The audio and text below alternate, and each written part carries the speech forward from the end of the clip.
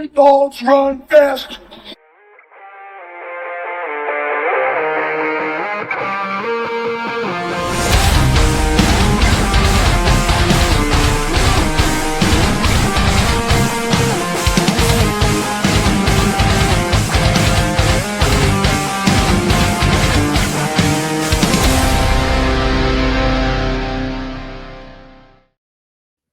What is going on, everyone? Welcome into my dog's favorite podcast, the Dynasty Dogs, brought to you by the Fantasy Football Universe. I am your host for this evening, Michael Anthony. Alongside me, as always, is the only thing uncooked macaroni fears more than boiling water, Rich McAteer. How you doing, Rich? What's going on, man? I'm excited. We've got a Yeah. lot to talk about. We're going to be on here for the next 4 hours and 58 minutes. It's just going to all be We're going to keep a news. live feed of just Adam Schefter's tweets coming out. Yeah, We got Rich a lot is to going to talk keep about. Rich is going to keep us updated if anything else happens. Yeah. Because the last 2 days have just been like nonstop news, like offensive and defensive side of the ball. Obviously, we are a fantasy podcast, so we are going to stick to the offensive side. But the defensive stuff has just been insane as well. Yeah. Let's start in with T. Higgins getting the franchise tag. The Bengals, I don't know what they're doing. We mentioned I don't think they know what they're doing. yeah, we mentioned the defensive side of the ball. They released Hubbard. He retired. That could have just been he was going to retire anyway. Who knows? I don't really know the details behind that. Hendrickson is available for trade. T. Higgins gets tagged, and we all know how he probably feels about that because that is something he didn't want to do again for 2 years in a row. I mean, obviously making $26 million is nothing really to be concerned about, but Yeah. he probably could be making more in like a Carolina or New England. Maybe I'd be a little upset there too. But what do you think about this? And does this hurt his dynasty value at all that he's going to be staying there? I don't think it necessarily hurts his dynasty value per se, but it's got to be frustrating for him. Who's perked? Huh? And what did they say?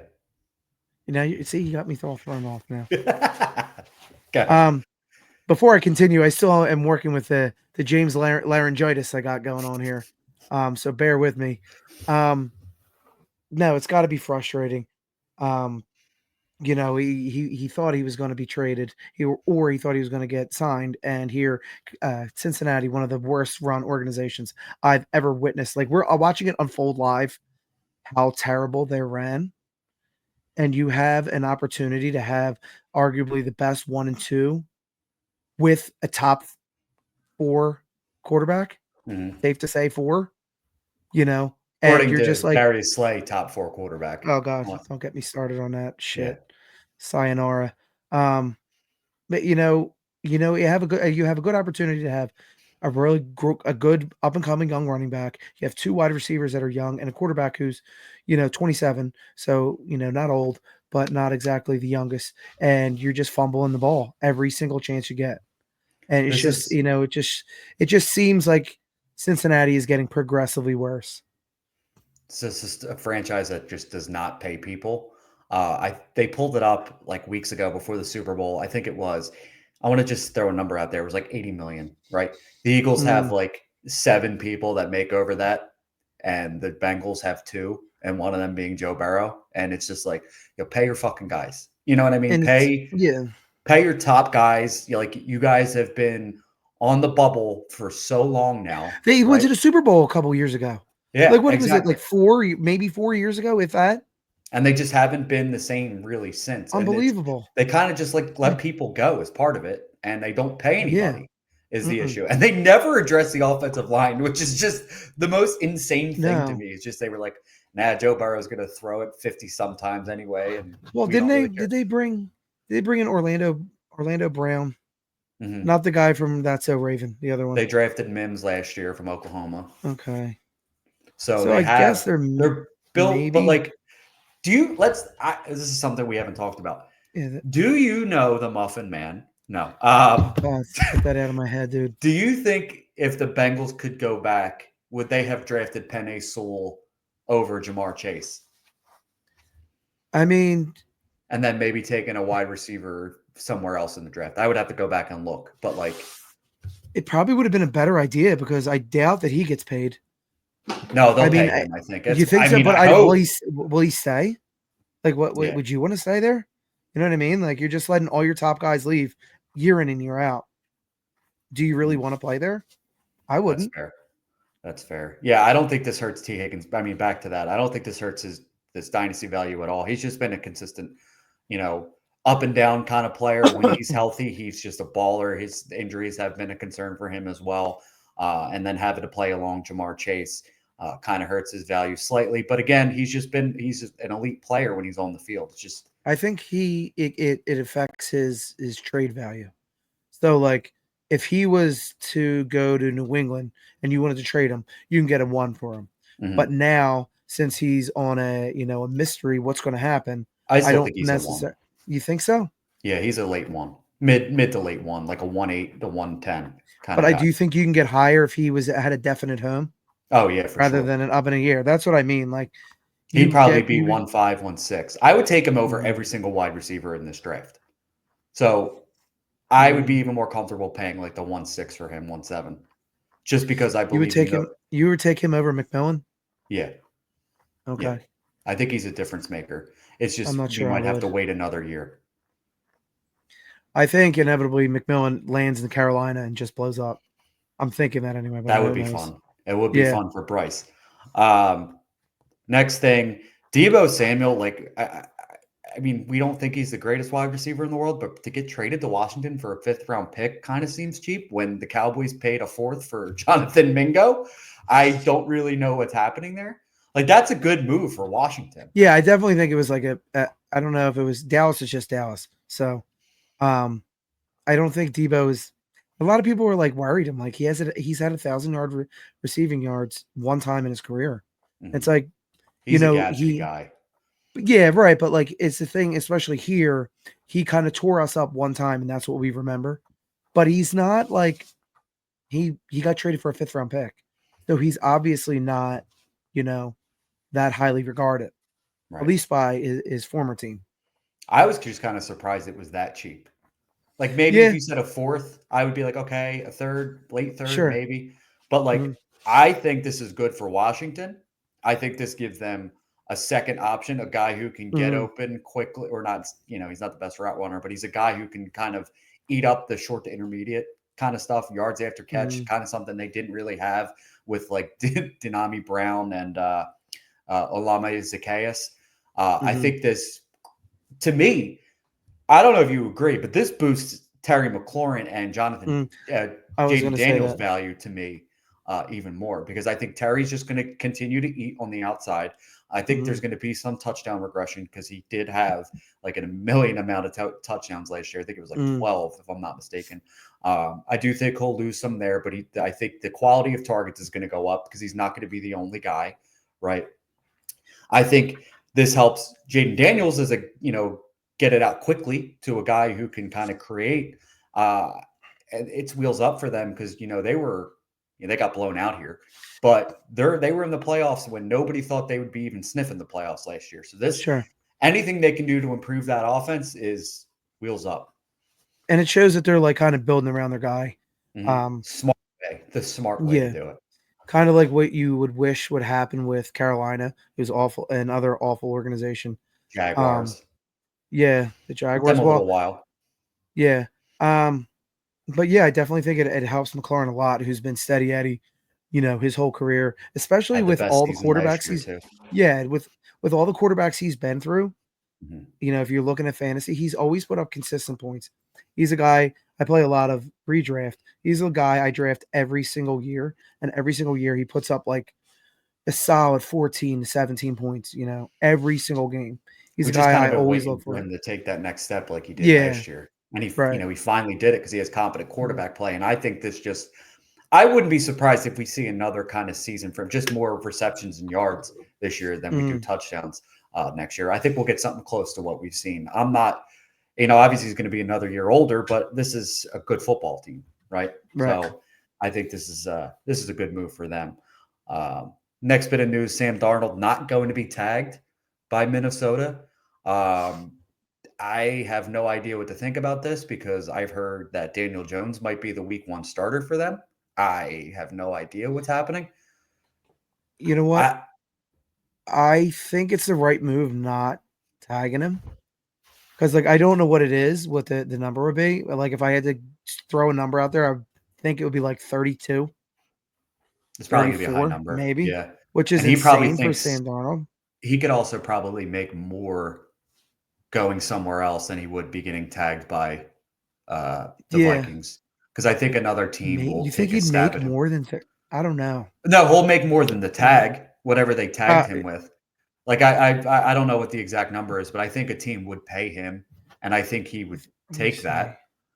I don't Yeah, know what sure. the I tag. think. If Tennessee didn't feel comfortable with any of these, no, or let's say no, let's go with a little bit of a better option. Let's say Cleveland decide. I mean, well, they have no money, so that can't fucking happen either. Let's say fucking New York. I don't know.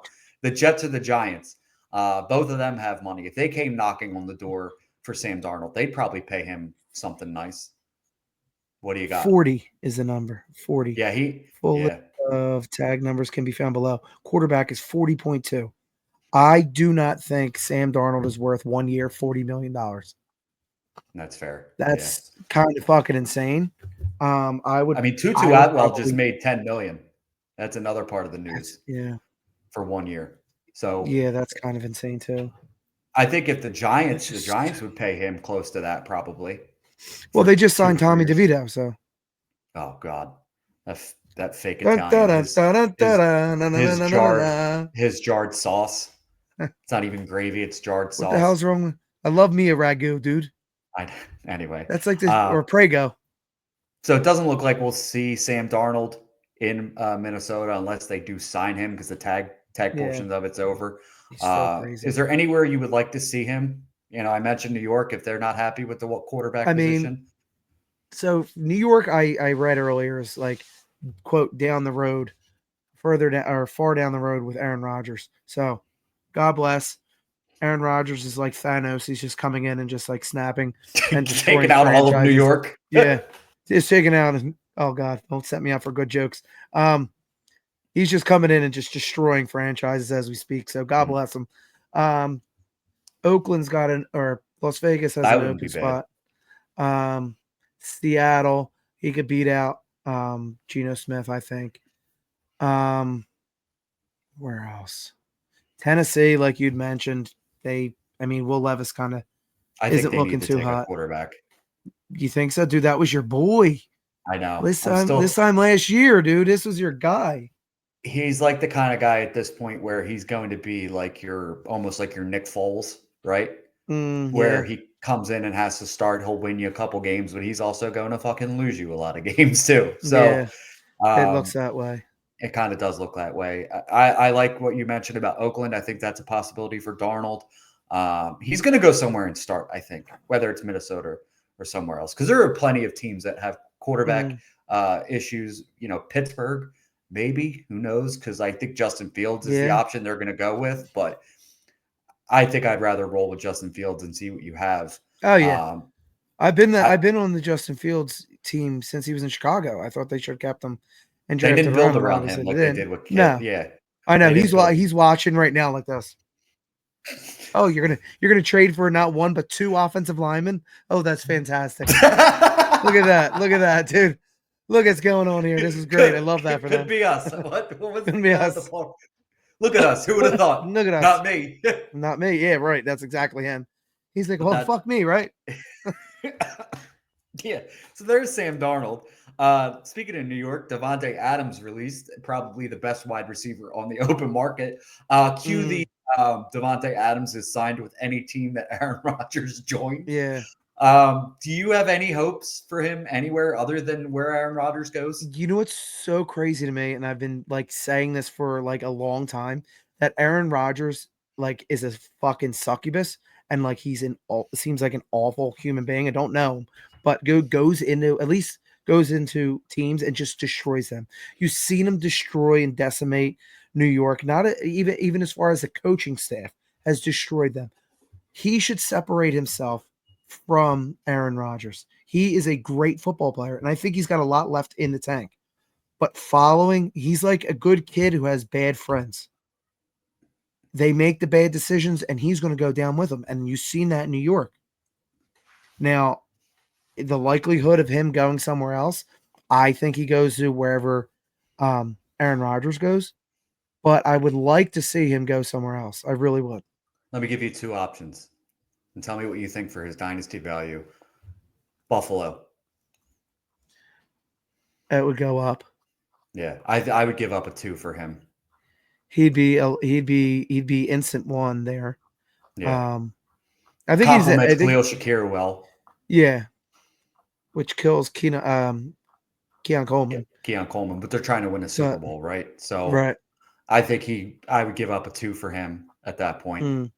And I think this other team where he goes to, and I think it actually wouldn't be in his worst interest to go here. It would be one of the Los Chargers. Angeleses. Yeah. To be with Justin Herbert and maybe get back at the Raiders 2 times a year. I don't know. I would be a 2 for me. I would give up a 2 for him. Probably a mid 2 because he's up there in age. You kind of know it's going to be a rental case for him at this point.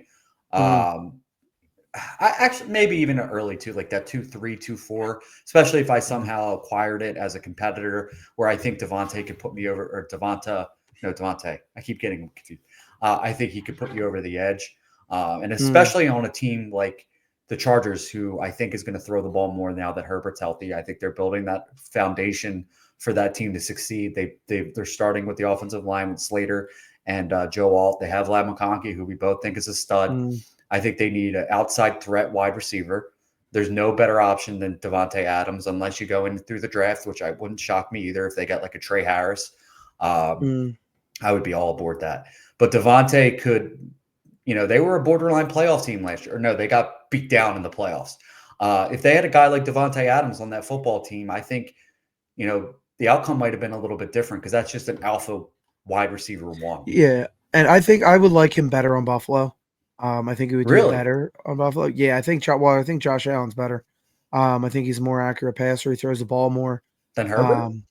Slightly, I think. All I see is him just slinging the ball. And I've seen some crazy ass tweets from fucking what's his name, Cook, out of Buffalo. So I don't know what the hell's going on with him. Oh, he may be Cook, out of there. He wants more than 15 million. He wants more than everybody combined. He wants like 16 and a half. And I'm like, yeah, that's insane. Yeah, so.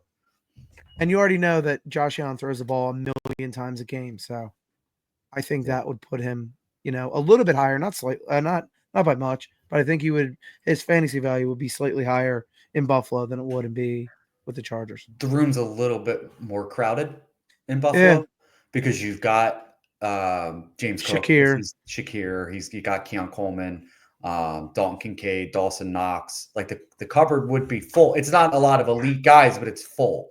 You know what I mean? And then you got Lab McConkey and Josh Palmer in LA. And then you got Quentin Johnson. The little alligator arms. Yeah, I'm good on that one. We'll talk about Quentin Johnson here shortly. Speaking of which, next bit of news here. Sleepless in Seattle, Richard. DK Metcalf requests a trade. Well, first, Tyler Lockett's released. Then DK Metcalf requests a trade. And then JSN says, yo, what the fuck on Twitter?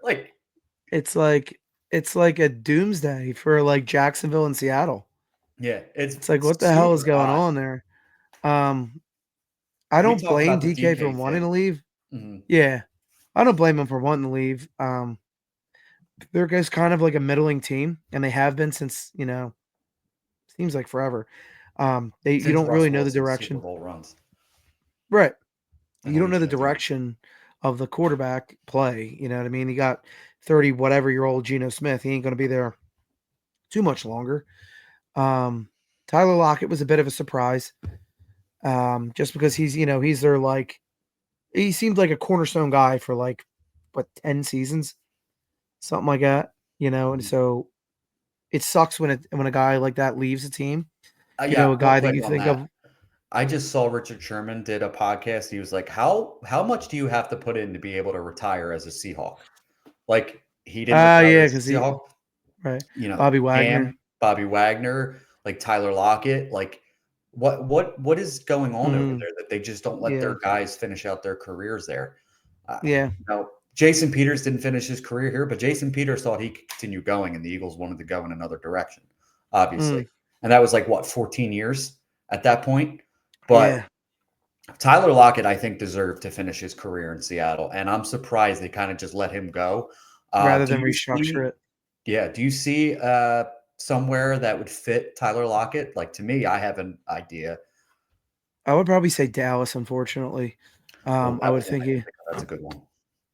I could see him going to Dallas. I think Brandon Cooks is a free agent, and he's also up there. So if I had the choice between the two, I'm taking Lockett.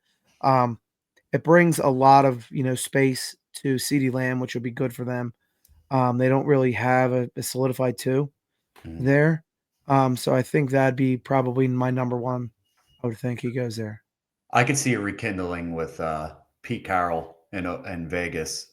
Okay. I could see that. He would be a decent piece there with Bowers, Myers, and Lockett.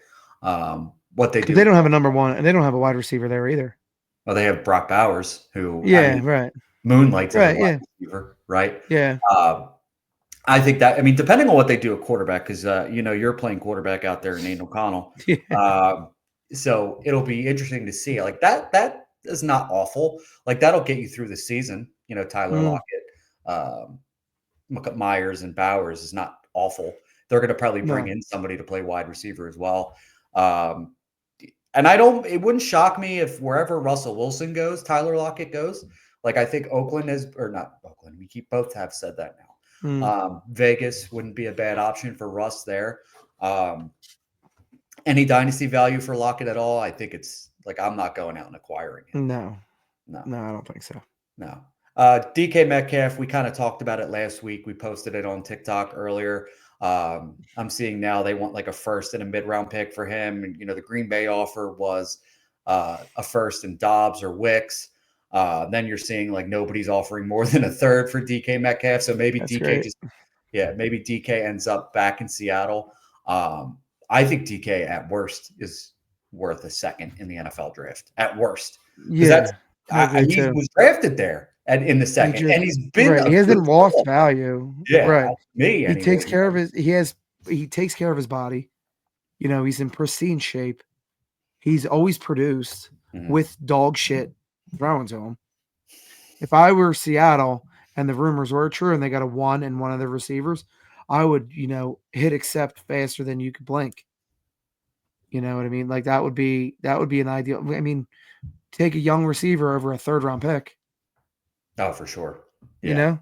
yeah. They would get and what we talked about Dobbs or Wicks in a first like that, and then they Right. could get their offensive line fixed up. Mm, I think DK ends up back in Seattle, and I think they'll be all right. Him and JSN are perfect complements. Like if DK leaves, JSN's gonna have broken hands by the end of the year because like yeah, really. he's gonna have like 80,000 targets and like Hmm. 6,000 receptions. It's him and DK profile well together, just that big body vertical wide Sure. receiver, and then you got the guy who can just create everywhere else in JSN. Um, I'm thinking he still gets moved. you think he gets moved? Hmm. What would you I'm put your thinking percentage chance he gets moved? like 70. 70? Okay. I think he gets moved. I think See, my I think it takes a bit, but the price tag will come down. mhm. But I think he does get moved. I think that's the problem is that like other teams have the leverage right now, right? Mm, Because all this is coming out. He could be the one that gets moved during draft, like yeah. A.J. Brown did a few years ago. He could be that Hmm. player that gets moved during the NFL draft, and then they take the guy they think can replace him, like the Traylon Titans. Burks. Yeah. Um, it's going to be very interesting to see how the DK saga plays out. Um, we'll see. Uh, Mm, Christian Kirk was released, and then they said psych, and then traded him to Houston for a seventh round pick. Um, this is an interesting move to me, especially for Dynasty. I looked up some keep trade cut numbers for Christian Kirk. Let me give you who he's valued around, and you tell me yes or no. Okay? who I would take or Yeah, who you would take. You ready for okay. this? Mm, Quentin Johnson or Christian Kirk? Kirk. Trey Harris or Christian Kirk? Kirk. See, that one is the one that confuses me. I think I would roll with Trey just because Okay. I do think they're different type of wide receivers too. But Mm, you could kind of go either way with that one. Christian Watson or Kirk?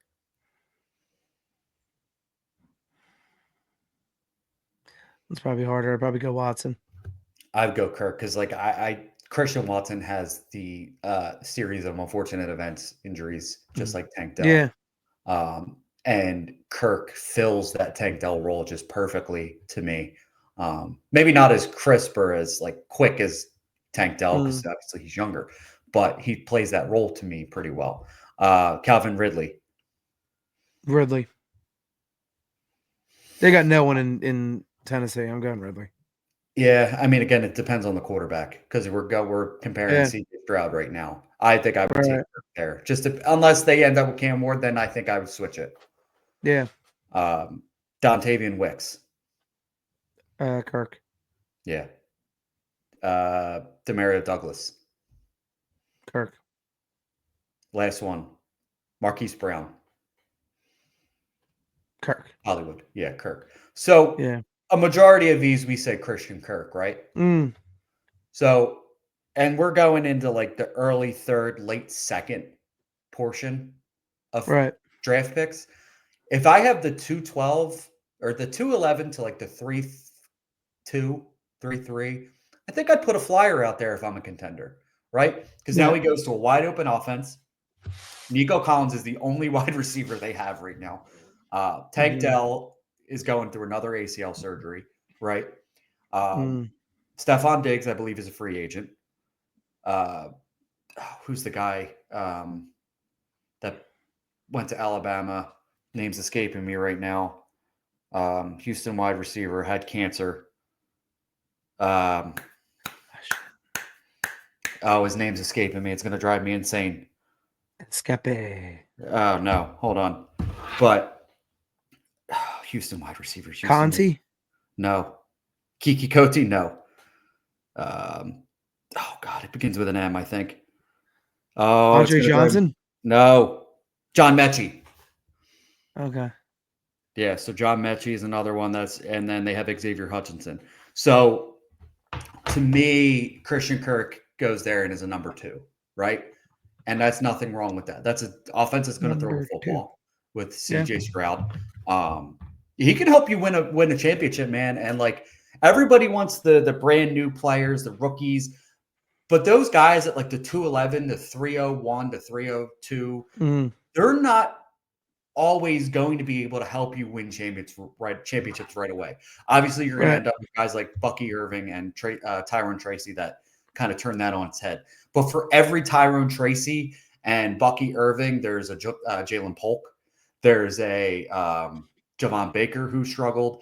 There's there's misses all over for every Tyrone Tracy and Bucky Irving, you got a Bucky Larson and a Tyrone Biggums. And a Bucky Lassick. Now, playing Tony Hawk Pro Skater. So again, to take a flyer on Christian Kirk for a year, to me, isn't really that bad of an idea. It's just my opinion. I also forgot to hit that bite segment thing here. But we just had so much. Bitch, dude. Yeah, that really bites, as Stinky would say at Hey Arnold. But I just get so excited to talk football with you, Richard. My brain is going a mile a minute all the time. Bet. I wake up to text messages at fucking 6 o'clock in the goddamn morning. I'm sorry. You have successfully been named the quarterback 1 for the Vegas Raiders. Minshew was released. Congratulations, Richard. I do think your job is not for long. I think they will bring in somebody else, whether that is like a late, second, third round pick. Who knows? But as of right now, it looks like O'Connell's going to be the starter. Do you think Minshew lands anywhere as just a backup? McDonald's? No, I probably not. But probably. I think he's like, I think he's just like well liked, so probably. Yeah, he'll end up somewhere. I think. Yeah. I just can't think of anywhere really. Tutu Atwell gets 1 year, $10 million. That is the shock of the day, and I think that's more because they Puka Nacua Cup is going to get cut because it doesn't look like they're going to find a trade partner for him, or it hasn't happened yet. Jordan Whittington's banged up. So they kind of have to have Tutu Atwell somewhere, I guess. But for him to be making more than like a Derrick Henry is just insane. Yeah. I If agree. you really I mean, sit down and think about it, like the running backs need some more fucking money, oof. man. If Tutu Yeah. Atwell's making 10 million. Um, Last bit of news here and Eagles related. Sorry for everyone that hates the Birds. Saquon Barkley gets a 2-year, $41.2 extension, $1 million extension, not $41.02 extension. So to me, that solidifies him as a top 3. If you want to put him at 4, fine. Dynasty running backs. We will talk about the dynasty running back position next week on next week's episode. We might even go live for that one. I don't know. Remains to be seen. What do you think about this move? I think it was a thank you move Yeah. for the Got a bunch of fantastic. incentives added to it too. Yeah, it was a historic season for him. Well deserved. I'm not mad at it. Some people are, just Who? because you had him under contract, so it's like, why would you pay him more? But I think it was well deserved.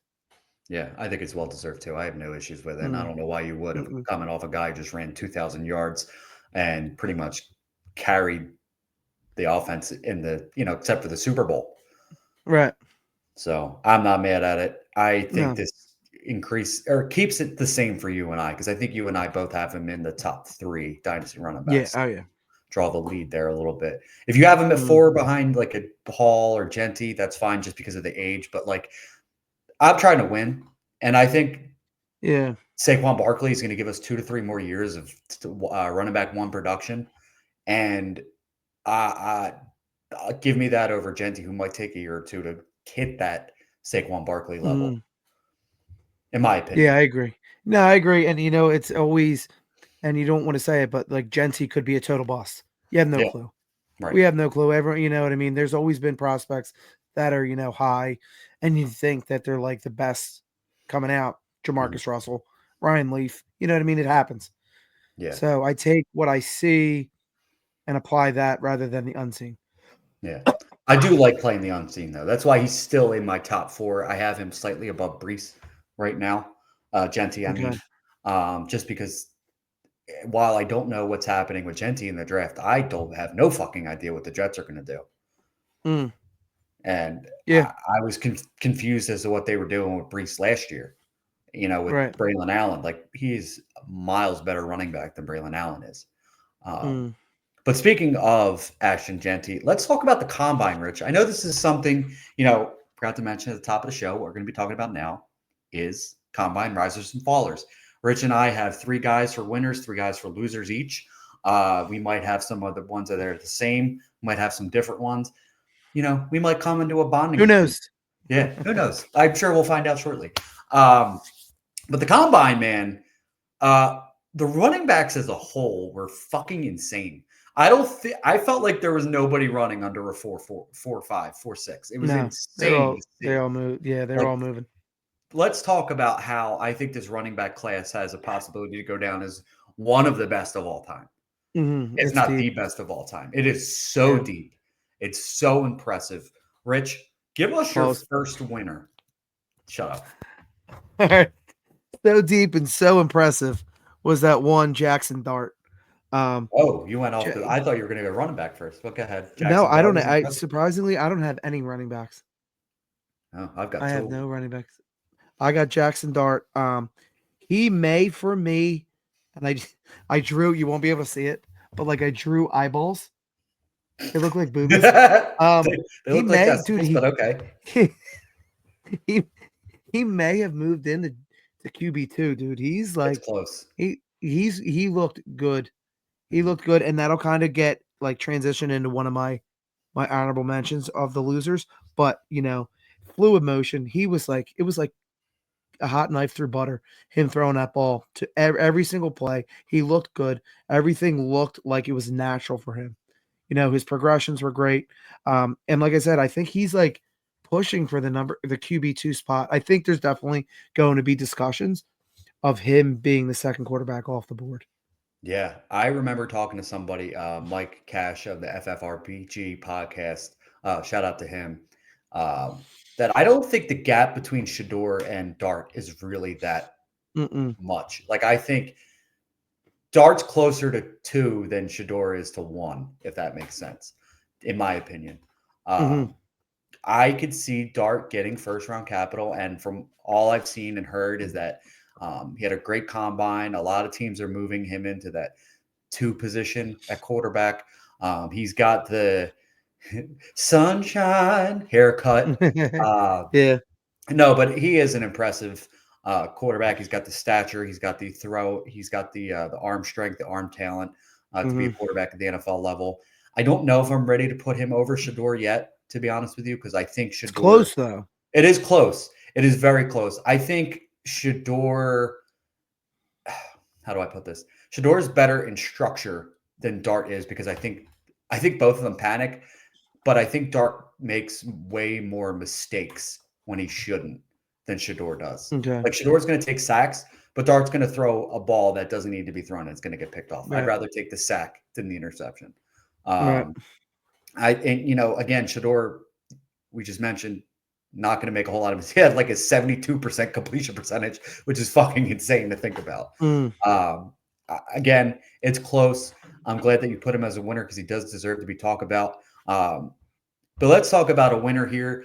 And, this is a guy we broke down. So in these winners and losers sections, we're kind of going to give mini profiles on the guys that we haven't talked about. Obviously, we have talked about Jackson Dart. If you go back and listen to that episode, it was a few weeks ago.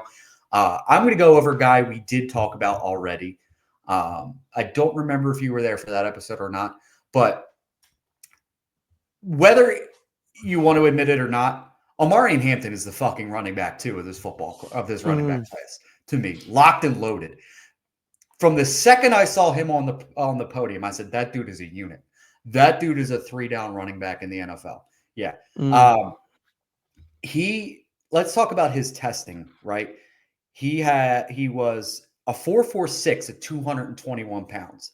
A 4.46 at 221 pounds for a dude I had some speed concerns about. 4.46 for that size is actually pretty damn impressive. Pretty decent. Yeah. 38-inch vert, which was 7th in the class. 10-yard split, he was 8th in the class. 3rd in the broad jump. Shows that all these things show explosiveness, right?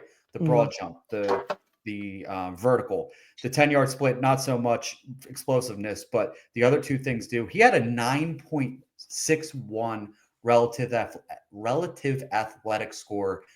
Man, I can't speak enough about how he has a chance to be a bell cow back in this league, how he has a chance to be top 12, and maybe he'll sneak into my top 12 next week. We'll talk, we'll get to that next week. But he's got the hands. You showed it. He showed it in the drills. He could catch the football. He showed it in college. He had, what is it? I have it down here. 38 receptions for 373 yards as a receiver for 220 pounds, catching 38 passes. He's moving like a cat. Moving like a cat out there, dude. I mean, he's impressive for sure. Is he your running back too? I think we agreed on him. Dude, I don't want to say because it's like we're in the same dynasty draft, and I'm like, but he's like, dude, pick in that league. You don't? Yeah. You don't? Nah. Who'd you move him for? I got like Mike Evans and. Oh yeah, you traded Mike Evans or Mike Evans. No, I got Mike Evans and a running back, and I can't remember the name, who it was. But yikes. I didn't mean to cut you off. But go ahead. Is he your running back? I'm just saying he's my running back too in the draft. He is so damn impressive, dude. I think listen, it's not going to shock me if Omarion Hampton gets first round capital after he just put on an absolute fucking show at the combine. 4.46 as a 220 pounder, good movement skills, not the most elusive dude, going to run through your face, 1,200 yards after contact. After contact, Richie's that's second in the class behind Ashton Genty. 1,200 yards after contact. This dude's running through your motherfucking face. I don't see how you could have anybody above him because he's got the pass catching chops. He's got the rushing chops. He's gonna be he could be an every down back on an NFL football team. I agree. It's just all these guys depend on where they're gonna land. And it's just like fun to watch and see, like, I don't know where he's going to go. We're so lucky. Genty, I think, goes to Dallas, unfortunately, because, that's just how Dallas rolls. They look for the flashy guy who's going to be, the top of the draft board when they should be drafting offensive linemen. They should be, looking because Zach Martin just retired, but they're going to be like, well, you know what? Let me go just take this running back. So we'll see how that goes. And it helps that Genty didn't do anything at the combine. No. That all these dudes were like, you know what? We're going to make a case for it. And I think Hampton stamped for me. Right. Let's go with your first faller. We'll go back and up and down. Okay. So I watched Will Howard, dude, and I wanted to go He's off of he's one of mine too. I'm glad. Oh my God. He's like falling from like a balcony, dude. He's like, he couldn't hit water if he fell out of a boat. And it sucks because he's a local guy. But he just looked so terrible, dude. Every single throw, he couldn't make a single throw, it looked like. He was, all over the goddamn field. Everything was overthrown, underthrown, over the guy's head by like a mile and a half. Mm-hmm. And you're just like, dude, what the fuck are you doing? And he was a national championship winning quarterback, and he looked awful, dude. I think that just like put him in the undrafted category. Oh wow, okay. That's you think so? He looked so bad. I mean, unless he has a good pro day. Mm-hmm. Where would you have him at? For the amount of quarterback needy so we talk about this all the time. He's throwing against air. First of all, you should be making throws, right? But like I just watched this dude pick apart Notre Dame in the national championship, right? Yeah. So you got to kind of like way to get. I mean, he should be making. He's a faller for me too. So don't get me wrong. He was my quarterback. Do you have him like on here? What, as a faller? Yeah. He was going to be my first faller as well. So he's okay. we agree here. So look at us. Yeah, finally agreeing on something. Actually, we do agree pretty much on a lot of things. A lot of times, yeah. He's my quarterback 5 though, because like he makes a lot of throws, right? But this is a duality of Will Howard, right? It's like he's going to make a lot of really. Yeah, there's my word of the day. College word. Yeah, that I only dropped out of. But anyway, good work by you, dude. Yeah, save some money. Yeah, for sure. He can make all the throws, and then he's going to make those throws that are like, what the hell is going on? And that was the scariest thing for me watching him at the combine. Now, you got to weigh it because look what he did against Notre Dame, like we mentioned. Like he threw for over 272 yards and a touchdown. I think he had 50 rushing yards too, if I'm not mistaken. This dude's a football player, man. It wouldn't shock me if he's a 3rd-round pick. I think a 2nd is possible still because there are so many. If you think about it, there are so many quarterback needy teams in the NFL right now, right? And I think, a team like Oakland or Vegas, damn it, I did it again, could use a guy like Will Howard. And I guess you're right. I guess you should take that back. Yeah, I mean, because I think of like if they take him over Milroe, you know what I mean? It's like it would come down to them too, I guess. I think he's safer as a quarterback than Jalen Milroe. I think Milroe is the more explosive athlete who can just, if he hits, he's going to break, fantasy and the NFL. Just because of the size, the speed, the arm strength. If he hits his stride, yeah. But Will Howard's got the size. He's 6'5". He's got some arm talent. It's just it was a really bad day, right? And let's see what he looks like at his combine where he's with people that he's used to. He's with Emeka Ibuka, which Jeremiah Smith is probably going to be out there as well. Carnell Tate's probably going to be out there catching passes from him.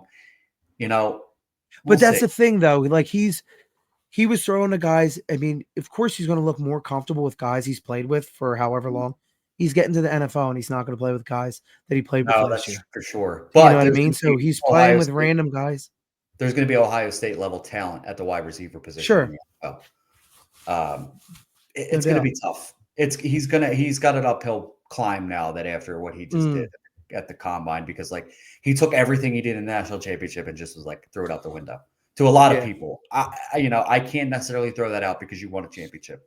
And so we both agree that he's a faller. I will go into my winner. That's going to be Matthew Golden for me, Texas wide receiver. 4.2940, fastest 40 in the draft. Outran his running mate Isaiah Bond, who said he was going to break the record for the for the 40-yard dash, and Golden smashed that, what he Yes. did. First in the 10-yard splits.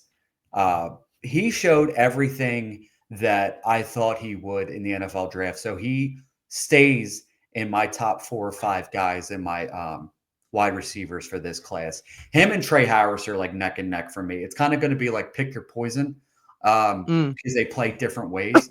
So a little mini profile on Matthew Golden, since we haven't talked about him really in this show at all.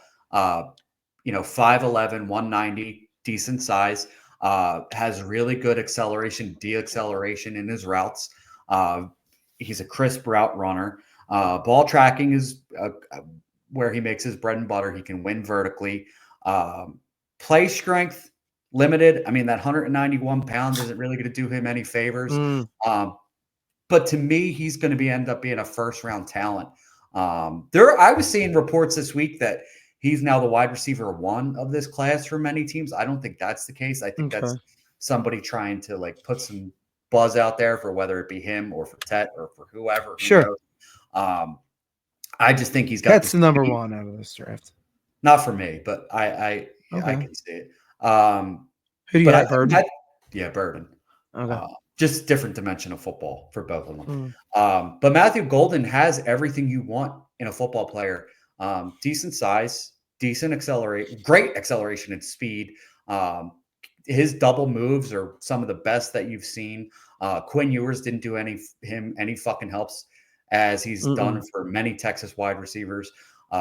Matthew Golden, to me, has difference maker written all over him. It's just whether he hits that or not remains to be seen. Right. Who's your next winner? My next winner would be Terrence Ferguson. Oh. I thought, he had a 4.6 340, a 39-inch vertical, and a 247 6'4 or 6'5 rather. I'm sorry, a 39-inch vertical at that large of a human being is like undeniable. Smooth routes, good hands. He's a 7th ranked tight end, according to some things I've read. He varies, but I've seen mostly 7th. I think he looked really good for a guy not named Warren and Loveland. You know what I mean? He looked like he could get on a team, automatically produce. His routes were crisp. He didn't look clunky out there like a lot of tight ends usually do. And a 39-inch vertical, that's like sticks out to me the most. Like he's got hops, dude. He's getting out there. He's an athletic kid, and I think he's going to really help a team wherever he lands. Cincinnati, unfortunately, sticks out for me. For him, if I had to think of one, but yeah, he looked good, dude. Yeah, I liked what Ferguson did. I didn't love his film. Mini breakdown on him that, while he looked athletic and everything in the combine, I didn't really see that in the film, to be honest. I saw him, to be honest, you mentioned it, clunky in his routes to me. I think so. Okay. Yeah, he was just very lumbering because he's a big dude, but, maybe he's worked on it, right? He certainly is showed out in the combine when a lot of tight ends. There was one that was almost a faller for me in Gunnar Helm, but I don't know if you saw the report that ankle looked awful. Why don't you keep that to yourself? Oh, is he a faller for you? I don't know, man. Did you see what that ankle looked like? I don't know. Why don't you stop blowing up my spot? Sorry. All right. So yes, Terrence Ferguson definitely put himself in a good category because this tight end class is strong, man. It's fucking stacked, dude. I know. I'm so excited. We're so lucky with the running backs and the tight ends. Like, dude, I put that out really hard to track. Right. I put that out there earlier on Twitter about Evan Ingram. I think the reason why they cut him is because this tight end class is so stacked. It'll be under control and it'll be cheaper. But it is fucking stacked. And I like him a lot for a guy not named. Go ahead. One more thing. I got it just popped in my head. Just a guy not named Warren or Loveland, I think is he's moving up my draft board anyway. Not a guy who's on my risers or fallers, but Mason Taylor had a good combine too. And did you know he's also, I think his uncle is Jason Taylor. I think that might be his dad. Is it his dad? He's a relative. Pretty sure. So he's got NFL DNA. So that's a good thing. I'm pretty sure it's his dad. I'll go into my next faller. right? And we're going to stick with the Oregon Ducks here. That's going to be Tez Johnson, man. A 4.51 40. I did not see him being that slow. That was super. I had no idea he was going to be that slow. Tez Johnson is a guy I've really liked on film. It's And his in his dad. senior, Sorry. it's his dad. Okay. Mm. Tez Johnson, all the quickness drills did great, which is awesome. But a lot of shorter guys, smaller guys are quick, right?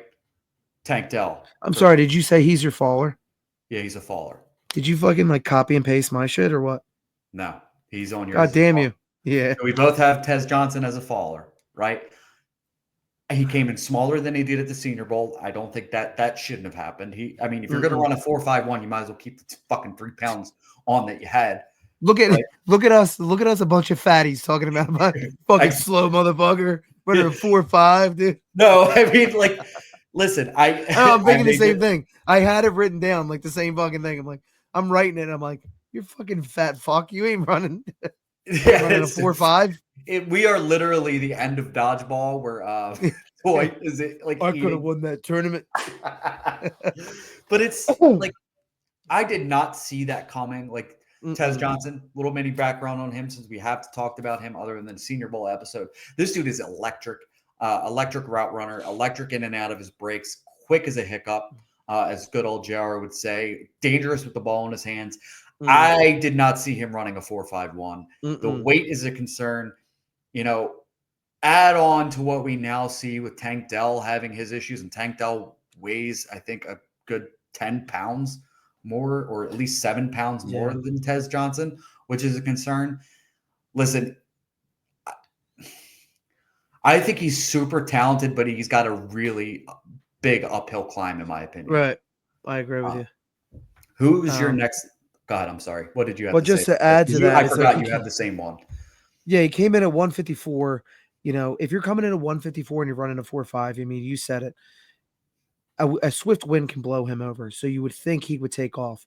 He also had a 37-inch vertical. And we just talked about 247-pound Terrence Ferguson running a 39-inch vertical. So, you're light, you're slow. 220. You can't jump. Lamar in Hampton had a 38-inch vertical.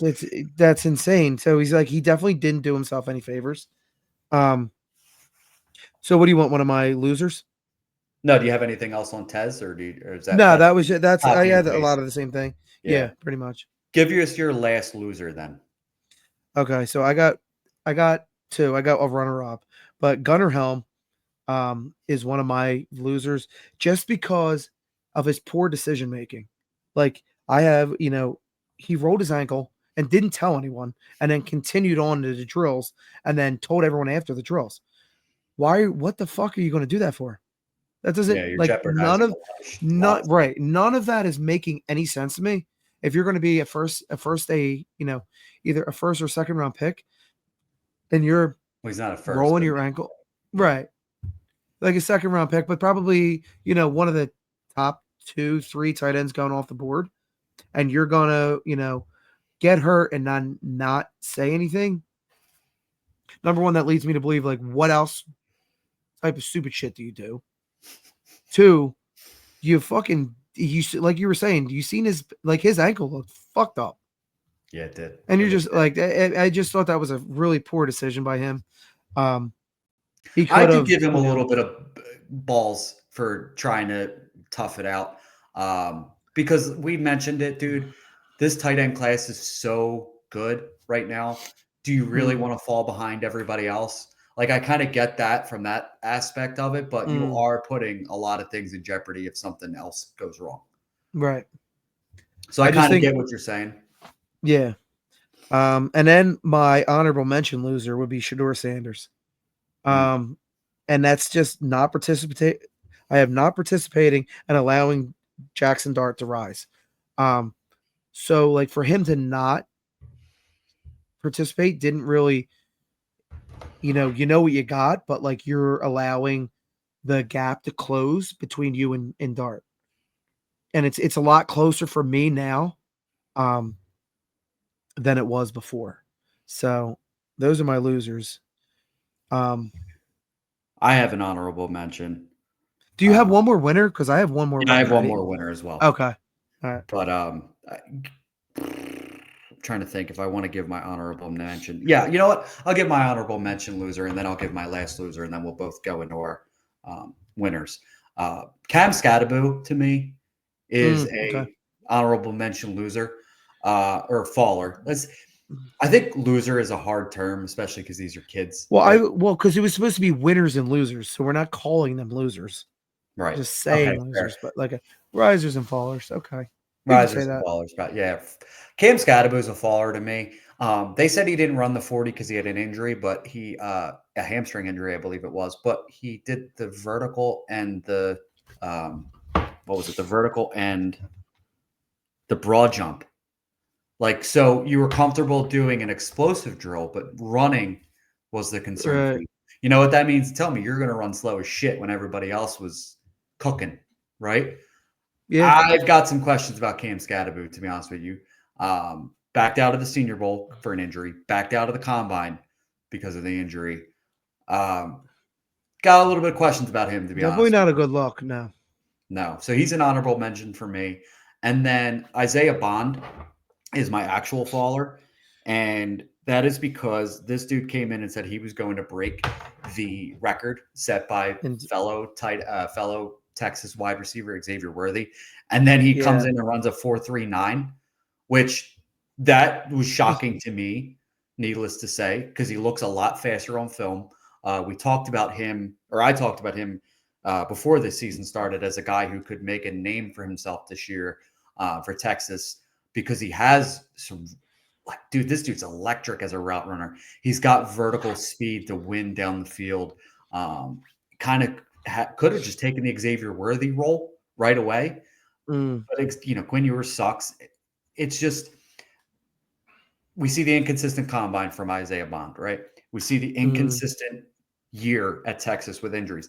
We saw the inconsistencies in Alabama. Is this just a dude who's going to be very inconsistent? It's starting to trend that way for me, right?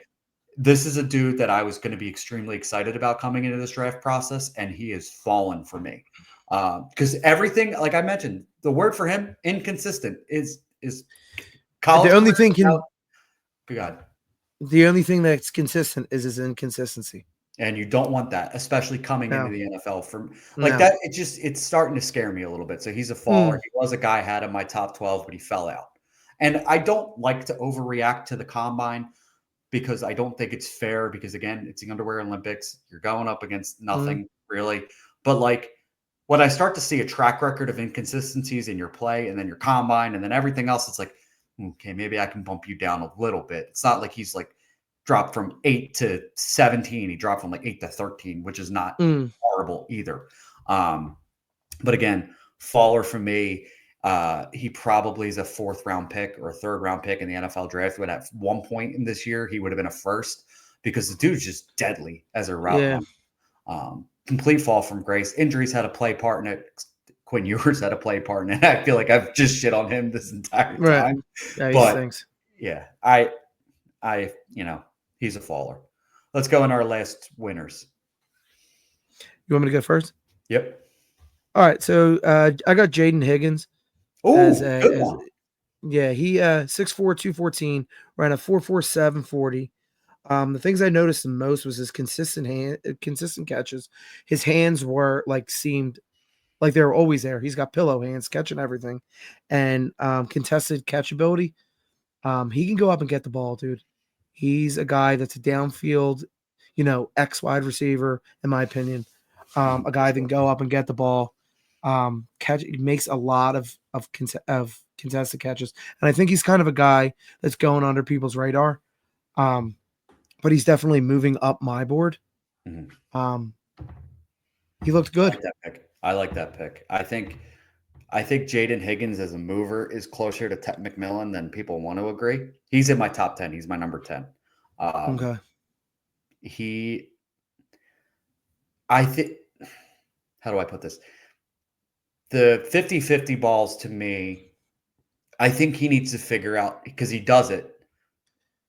He just needs to figure out he can use his body a little bit better in contested situations. Like, I think he hasn't realized that he's 6'4" just yet, right? Mm. And maybe that's something he needs to figure out. He needs to actually, in big bold letters in my evaluation of him, and if I could show it to you here, needs to Body use catch. his catch radius and frame better. That was just what I noticed on tape. Now at the Right. Senior Bowl, balled out, right? At the combine, Mm. now balled out, tested athletically, extremely well. Well, I forget what you mentioned a lot of his scores, so was very impressive. Honorable mention winner, his teammate Jalen Noel. Yes. Yeah, he was. It was between them two. For He me. is a guy I like a lot. He's on the smaller side. I believe he's 5'8", Mm. 5'9", to over 200 pounds, which is solid. My comp for him, again, this is honorable mention for me. Tyler Lockett, a vertical threat, can win contested catches. It's not really his game, but he knows how to use his frame for the small frame Mm. that he has. Twitchy, crisp route runner, just a winner. He's my Tyler Lockett comp, and I like Jalen Noel a lot, especially as a route runner.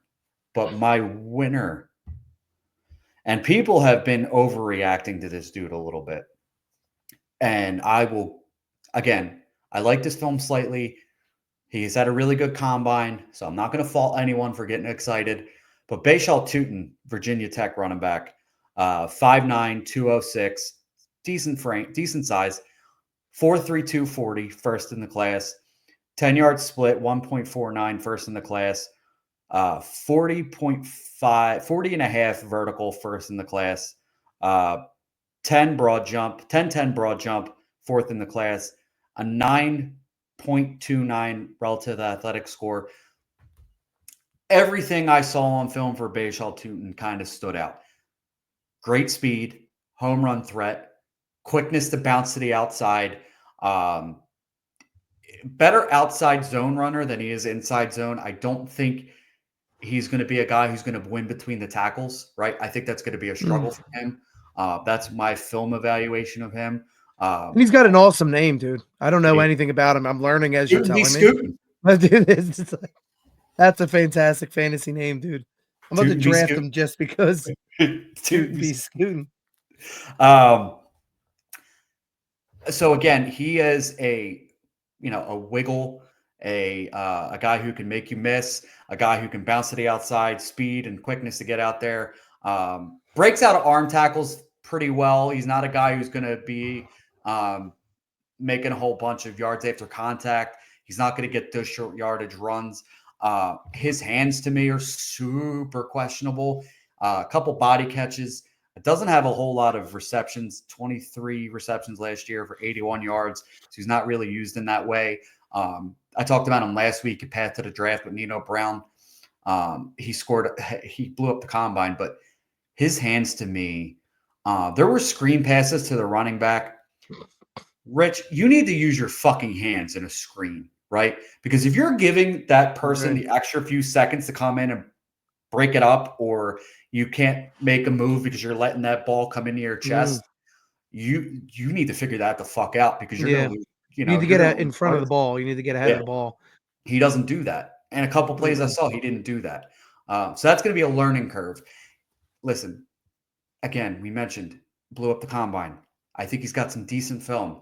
People are overreacting.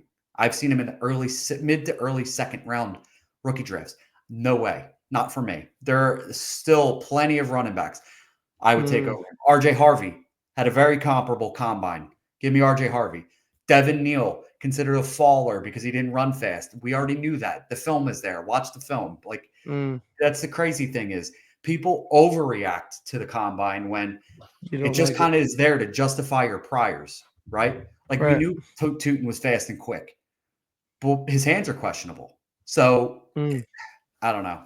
I think we're overblowing Tootin a little bit, blowing Tootin's a little Tootin out to a little too much.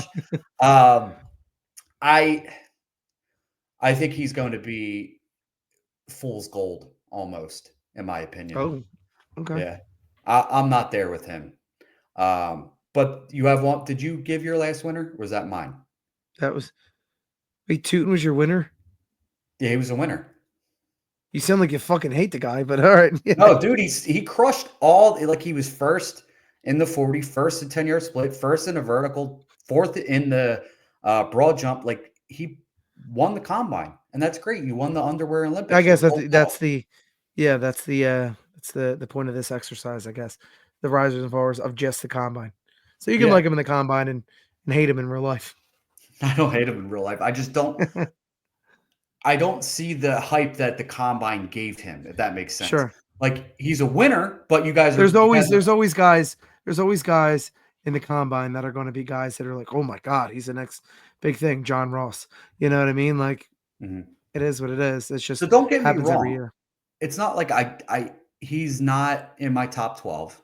If he does, Mm, he's going to barely squeak in because I don't think he can win between the tackles well enough. And that was right. proved by PFF. PFF gave him an outside grade of 83.7, but a 64.4, which is very middle of the pack when it comes to inside zone runs. Again, don't hate him, don't love him. He's kind of in the middle, but he won the combine, and I can't argue against it. But Rich, we need to get our top 12 tight ends here. What do we do? Tootin' and tight ends. Can't get any more ass than that. Mm. Let's talk about the tight end position. Richard, who is Mm. your number 12 through 9? Okay. 12 through 9, working upwards. I have Yeah, I think we're doing better at that than we are going the other way. back-to-back rooks I got. I Ooh. got Tyler Warren at 12.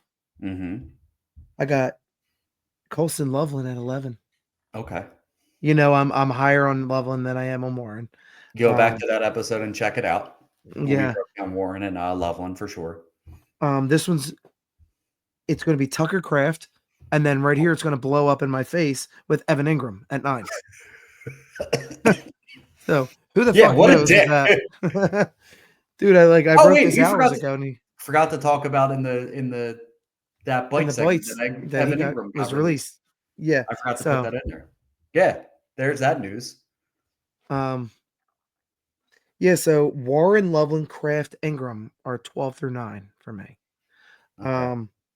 It's I'm wary. I'm always wary about rookies, you know this, but I am higher on Loveland.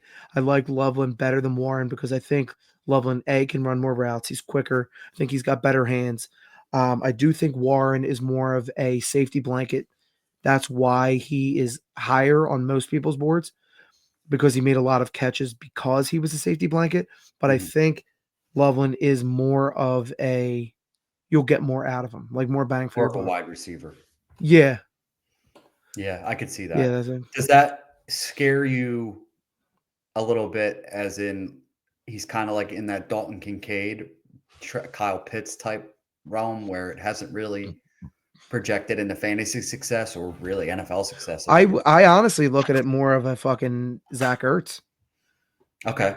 You know, Zach Ertz, like I try to look at it more positively. Like Zach Ertz was a guy who wasn't your, typical tight end who could block well or, get yards after the catch, but he was down there, almost as another wide receiver. Okay. That's the I way could, I look at him. yeah, I could see that. My number 12 is a guy that we forgot to talk about in that bite segment that you kind of brought up as well, is Evan Ingram. It's more or less because I have no idea what fucking team he's going to be on. If he ends up in Kansas City and is the replacement for Travis Kelce in another year, oh boy, I'm going to be very excited for that. We'll go at, you know what? We forgot to mention the honorable mentions. We'll do them at the Yeah, end. I was gonna Yeah. say we'll do it. Yeah. My number 11, Travis Kelce. Even for a down year, was a tight end 7 with 12.2 points per game. I think he's got another year, maybe of top 10 production.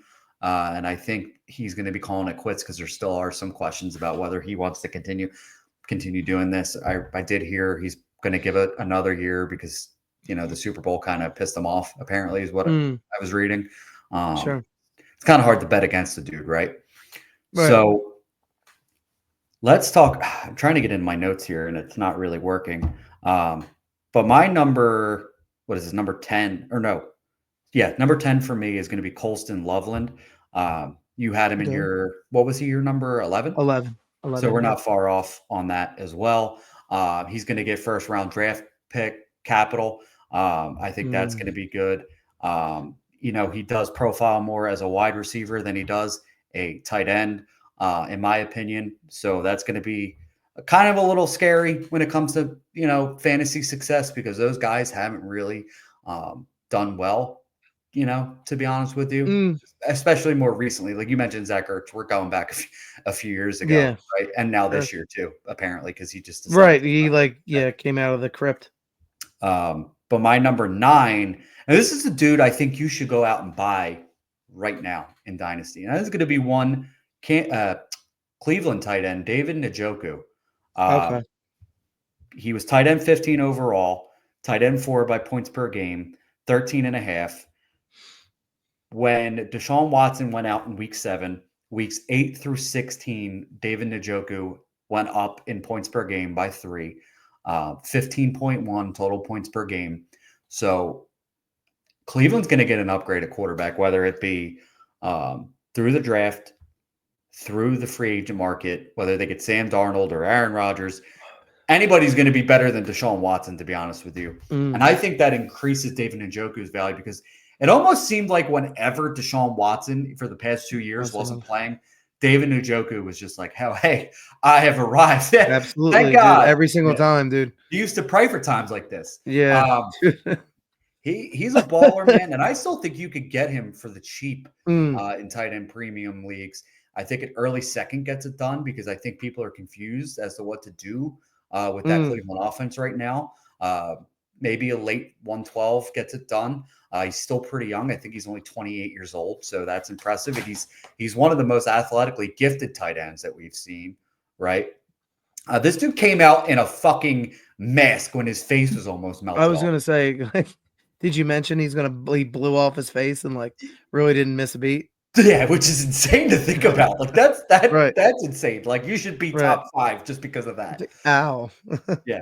He could be a league winner for you, depending on what they do at quarterback. And I think anybody who's not Deshaun Watson is an upgrade and a plus for David Njoku, in my opinion.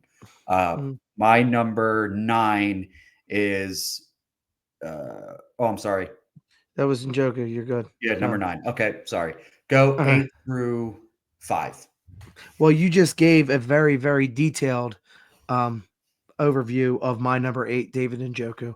I think the thing that stuck out to me most, like you said, is every single time the quarterback was not named Watson, he balled out. So that's the reason why I have him at 8 because eventually they're going to replace him. 7, George Kittle, steady Eddie. He always puts up points. Not sure how old he is. He's not a spring chicken, but he's not a grandpa. Number 6 is Mark Andrews, despite his kerfuffle in the playoffs. I think he's always been a solid guy. Who puts up solid. Yeah, he's always one of the top guys who are off your draft board when it comes to tight ends. And number 5 is your boy, Dalton Kincaid. I think he kind of turns it around. I'm hoping he turns it around. You and me fucking both, buddy. You and me both. I mean, I'm not exactly driving all the way to Buffalo in 12 hours or however long that is and buying his jersey, but I think he can turn it around once he gets, his junior year under his belt now. Kind of make his way into the NFL, get settled. And I think that could really work out for him because, like we talked about before, Josh Allen loves to throw the ball. It just has to stay on the field. Yeah. So that's the main thing. Stay on the field. Yeah, I'll get to him shortly. My number 8, again, you mentioned it. Mark Andrews, tight end 6 on the year, tight end 8 points per game with 11.1. Took him a little while to get started. He didn't have a touchdown through the first 5 weeks, ended the season with 11 total touchdowns. This dude, again, steady Eddie. I like that offense. Everybody thinks he's cooked, but that offense runs through Mark Andrews. It took him a little while to get going. He had a really rough playoff. I don't think Baltimore is just going to upright, give Isaiah Likely the keys to that offense or to that tight end position. I still think he's got to wait till it's his turn because Mark Andrews to me isn't done yet. No. So I'm still in on Mark Andrews. My number 7 is your number 5, and that's Dalton Kincaid. Oh, wow. Yeah, I wanted to I have have him him. higher than you? Holy Yeah, shit. yeah, yeah. He's got me a little shaken, to be honest with you. Injuries are one of the Mm, concerns that I have. He's been injured since his time at Utah. Um, he can't stay on the field, and every game I watch of him, and I can't blame it all on him. It looks like him and Josh are never on the same page, right? mm. There's some kind of chemistry issue there with those two. It just hasn't hit yet. If it does hit, then we're great. That's what But I'm expecting in this year 3. They finally mesh together, and I think right. that's what's going to happen. And I think we forget like the tight end position doesn't always hit right away. Like Kyle Pitts had 1,000-yard season, never be seen again. Brock Bowers, Mhm. who we'll talk about shortly. I'm sure we will at some point during I this. don't know If if he, he's not on my list. that's insane. Um, not everybody's Brock Bowers. Sometimes it takes a couple years for these guys to really get their footing in the NFL because it's a different Mm, game than when he played at Utah, right? sure. Um, he does profiles a wide receiver more than he does a tight end. I called him better yak Zach coming out of college because he did remind me of Zach Ertz a lot, but he Mm, had yak ability. I'm excited if they can get this thing figured out. I mm. thought it would be last year with all the targets that were Sure. open to him. It just didn't happen. My number 6 is George Kittle. Debo Samuel's gone. Uh, Okay. he's a top 3 tight end points per game, first in points per game, third overall finisher. He's just dynamic, just as an all around wide receiver tight end. Doesn't matter. He plays everywhere on the field. Steady. Plays in line, plays outside, plays in the backfield. Just dude does fucking everything. And I can only see him with Debo gone getting more targets, right? Mhm. Uh, my number 6 or number 5, Tyler Warren, right? This could be a little high, and I think it's very plausible that it is, but he's going to get first round capital, right? He's going to go to a team that needs targets, Carolina, maybe. Well, they Jacksonville got now. Jatavion Sanders, man. I know you're a big Sanders guy. Yeah.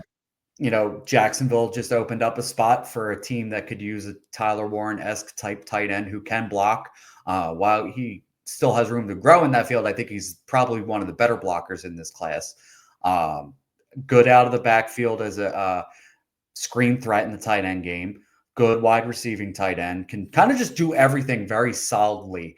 And I think, you know, he could end up with not a Brock Bowers type season, but like a very good year 1, depending on where he goes. Okay, that's really high, to be honest with you, for me. Um, you're putting a lot of eggs in one basket for him. Um, hopefully it pays off. Pushing all your chips, going all in, kind of Mhm. on him. But Just I because I mean, have him in it could at 5 happen. doesn't mean like I'm not paying that price for him. Yeah, sure. I think I would rather maybe wait on tight end in the draft because I think this class is very good. But Mm, just the projected capital, just the situation he's going to go in, he's primed for a top 5 type career. okay. All right, I'll jump into my 4 through 1. Mhm. Um, and I I think we're really gonna have a very similar. probably, and I struggled just between 3 and 2. Me But too. my number 4 is TJ Hawkinson. I think Hawk comes out every year since he's kind of left Detroit Mhm. and kind of really, has been a steady tight end. I know he was hurt for most of last season, but he's just always been a guy who comes out, gets consistent targets, consistent catches. He's always, if you need a first down, he's the guy. Um, so he's a 4-3. Trey McBride. Okay. Um, I was like fighting between 3 and 2, and we'll get to 2, obviously. But Trey McBride, again, another steady guy for Kyler Murray. Number 2 is Sam Laporta. I was like flipping back and forth between them. Sam Laporta had a down year last year. Um, but I think he kind of has a bounce back. If it looks anything like his rookie year, he's taken off. And number 1, I have LJ Smith. Um, Egg basket. I have Brock Bowers, obviously. Dude's a fucking maniac. What can I say about him? But I have him on my roster. So it's like, thank you guys. And you know what? I need to thank you personally for trading me the 1-6 and allowing me to draft a transcendent tight end of Brock Bowers. Well, let's talk I about how I appreciate got that. Drake May in that deal. So I'm still That's feeling, okay. yeah, I'm still pretty. Brock Bowers puts up like 48 points in our league, dude. Tight end premium. Come on. Yeah, but I think you'd much rather have Drake May than Bryce Young right now, and I know that's what you got to Oh, deal with. whoa. Rewind that. I traded Bryce Young for Jordan Love. Okay? Yeah, that didn't happen until after that. I'm all right. Well, yeah, but I'm all right now. The quarterback. Yeah. Quarterback First of all, that's never mind. That's going to be another fucking Jordan Love and Caleb Williams and Trevor Lawrence. Come on. Anyway, And yeah. I was in the championship this year, man. I lost by 0.6. Okay, Chris Jericho, man. Here's my Anyway, pen. You just made the list. we have a very similar top four. My number 4, TJ Hawkinson, averaged 8 points per game when he came back after week 8 towards ACL the year before. We know that ACL injury usually takes a little bit of time, and he had a decent season once he came back. So it'll be you're muted. You know that, right? Because can you hear me now? Yeah. Because like something. When I clicked my pen, I stuck my microphone and unplugged it. I was like, oh no. But yeah, TJ Hawkinson, when healthy, I think is going to be, just a guy who's going to take over. My number 3 is swapped with you for your 2 and 3 is Sam Laporta. Okay. I do have a little bit of questions on what happens now that Ben Johnson is gone at the offensive coordinator position again, but still, finished 8th in total points, 9th points per game with 10.9 standard PPR leagues. So again, if he continues just to give you that year through year, kind of almost like a Mark Andrews type who just consistently does it every single year, can't argue against it. My number 2, Trey McBride, 2nd in points per game and in total points, 15.6. Did this with like no touchdowns all year until the very end of the season, which is insane to think about. And, good for him because I'm sure that eventually those touchdowns will come. And if that happens, then look the fuck out. Right. My number 1, Troy Aikman. I'm kidding. He switched to tight end. He came out of retirement, went to tight end. My number 1, Brock Bowers. This dude, most receptions ever by a tight end, breaking Sam Laporta's record. Most receiving yards by a tight end, broke Mike Ditka's record. Most receptions by a rookie in NFL history, beating Puka Nakua's record set the year before. Most receptions by a Raider in one season, beating Darren Waller's record. That's 4 records in one season of a rookie year. We are seeing some fucking crazy stuff. You should be, if I were you, I would be singing one song specifically to me. And that is from, if I can reference that piece of shit, Dwayne "The Rock" Johnson. What can I say except you're welcome? That's you. Thank you. Thank you. Thank you so much. You're welcome. He's good, man. And I think we're going to see a top 2-3 guy every single year. And he's got to be number 1. I hope so, dude. He's fun to watch, dude. He's so fun to watch. He just does everything extremely well. There's nothing he does bad, which is insane. Well, he's bad at growing hair. If you've ever seen him without a helmet or a hat on, that man is terrible. He looks like he's 45 years old.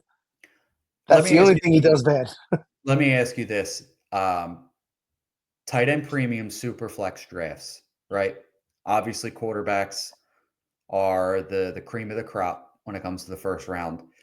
But we're talking tight end premium. Is he a first-round startup pick in your mind?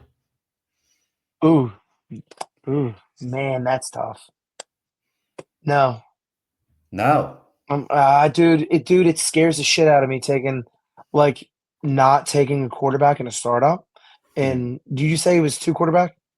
Yeah, super flex. Yep. Because if it's like if you take him and then your wraparound is what? Kyler Murray, maybe?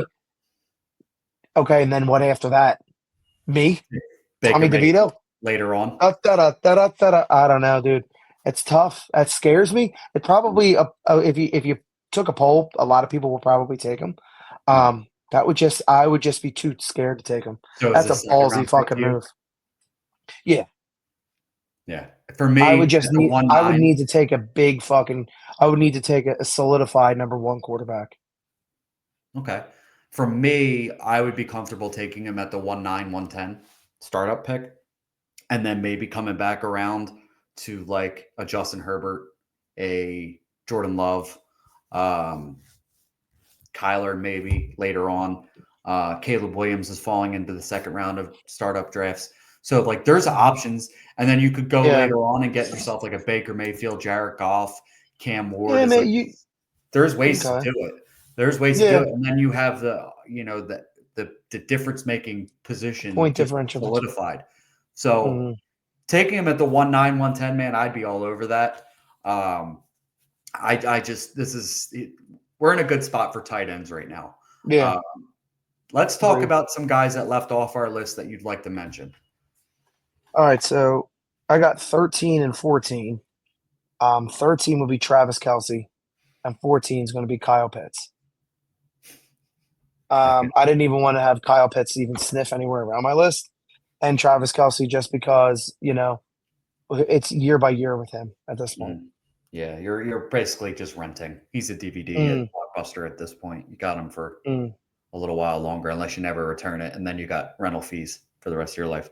Um, I've got Harold Fannin because Okay, I still think he's hopefully going to get second round capital. I think he could be a difference maker for an NFL team, especially after the catch. Um, just a good football player. I'm interested to see where he goes.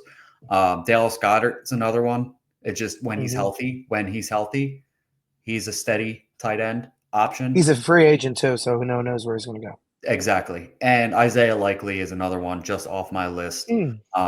He will, once Mark Andrews rides off into the sunset, I think he takes over well. He's pretty athletic. Well He's acclimated more, to the system too. yeah, he's well acclimated. So I like Likely as well. So that'll be it for our top 12 with our few honorable mentions there. Rich, before we go, a huge trade happened in one of my leagues that I think we need to talk about, right? Are you ready for this? Lay it on me, buddy. It was Ashton Genty Okay, straight up for Caleb Williams. that's a bold move. That's a bold move in Um, both directions. yeah, I like the Williams side. It's super, by the way, this is super flex. Yeah, I would take the Williams side. I would take the Williams side as well. I think, in this Ben Johnson offense that we have coming with Roma Dunze, DJ Moore, I think Kyler Williams' trajectory is only up from here, right? I think he's going to live up to that generational tag that he had coming into the league. So this will be a very interesting situation. And it's a very interesting trade from the aspect it's a gamble on both sides, but it's like one of the funnest trades you can really think of. The Yeah, number one in this draft for the number one guy in last year's draft. Who's going to be right? Who's going to be wrong? God forbid if he ends up in Chicago, because then it's like yeah, you pretty much yeah. You're traded kind of Chicago shooting for yourself. Chicago. Yeah. Right. I think that was a really fun trade, and I don't think either are going to be disappointed in their situation. But I think I'm going to lean Caleb Williams. Just give me the quarterback. I'm with you.